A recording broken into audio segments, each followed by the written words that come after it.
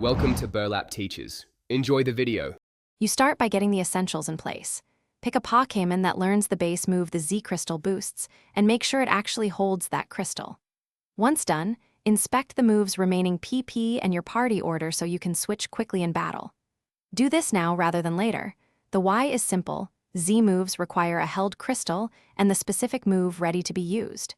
Make sure the Pokémon's type and the crystal match so the conversion will trigger.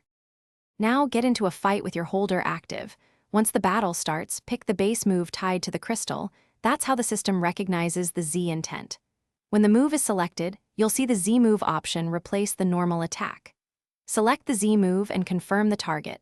This upgrades damage and often adds special effects, which is why you pick the timing carefully. After the move, your Z crystal will be consumed, so plan combos or switch afterwards. Complete the process by noting that the Z crystal is consumed on use, so swap in another holder or restore crystals before the next key battle. If you don't see the Z move option, first make sure the Pokémon holds the exact crystal and that the chosen move matches the crystal type and has PP. Also verify there are no effects preventing held items or move usage.